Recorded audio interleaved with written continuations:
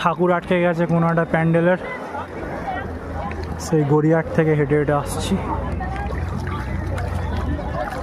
নিজে এখন এতটা জলে, বন্ধুর বাড়ি দিয়ে ফোন চার্জ দিয়ে আসছি। কি অবস্থা, জি 24 ঘন্টার কভারেজ চলছে এখানে। লোকাল কভারেজ চলছে আমাদের ফোনে। ও অবস্থা দেখো, এখন তো তাও কমেছে, এর আগে বুক অব্দি জল ছিল। এখন কমেছে, এর আগে বুক অব্দি জল ছিল যখন আসছিলাম। ড্রাইভার গাড়ি ছেড়ে বেরিয়ে গেছে, যাত্রী সাথীকে ছেড়ে বেরিয়ে গেছে। সাথী অবশ্য নেই এখানে, ওই যাত্রী সাথীর একটা সিম্বল ভিতরে আমি দেখতে পেয়েছি। সমস্ত গাড়ি ছাপ পড়ে গেছে ওইখানে। গড়িয়াহাট থেকে হেঁটে আস্তে আস্তে বেশ পায়ের ভালোই একটা এক্সারসাইজ হচ্ছে। হাঁটুর ওপরে জল উঠে গেছে, এটা তো কিছুই না।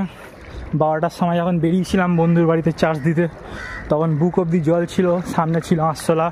ও হ্যাঁ, পাড়াতে এরকম অনেক পেঁয়াজ পাওয়া গেছে। পাড়াতে এই তো আঁশতলা বলতে দেখতে পাচ্ছেন, ছোটোখাটো আঁশতলা। সামনে দিয়ে একটা আমার ইঁদুরও ভেসে গেছিলো, ছোটো বাচ্চা ইঁদুর, তাই না? তো আমি তাতে কিছু মনে করিনি। নতুন বাংলা, নতুন কলকাতা বলে কথা। 25 বছরে আমিও প্রথমে দেখলাম। 25 বছরে। চলুন বাড়ির দিকে এগোনো যাক। আর যদি গভীর হয় জলটা, যেটা কিনা আমার বাড়ির দিকে ছিল, আপনাদেরকে আরও সুন্দর দৃশ্য দেখাবো। এক হাঁটু জল থেকে এখন 1 কোমর জল অবধি চলে এসেছি। ঠিক আছে, এখন তো কমেছে, তাও না একটু ভিতরে ঢুকলে আর একটু বাড়বে। উন্নয়নের চূড়ায় বাংলা। রে বাবা, সে ফোন টোন ভিজে না যায় আমার। ও ভাই, আরও বাড়ছে।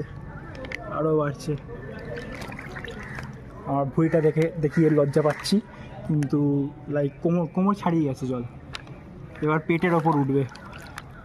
যখন ফেরত গেছিলাম তখন বুকের কাছে ছিল, কমেছে বলে তো মনে হচ্ছে না, আরও বাড়ছে। ও ভাই, ফোনটা ঢুকিয়ে নেব। হ্যাঁ ভাই, উন্নয়নের চূড়ায় বাংলা।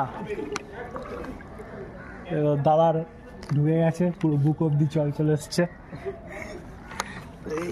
এই দেখো অবস্থা। বুক আর পেট ওপরে চলে গেছে, পেটের ওপরে।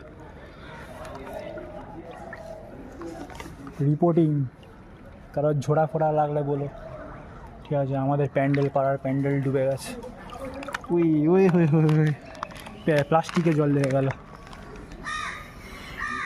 ওই একটু কম আছে না জল?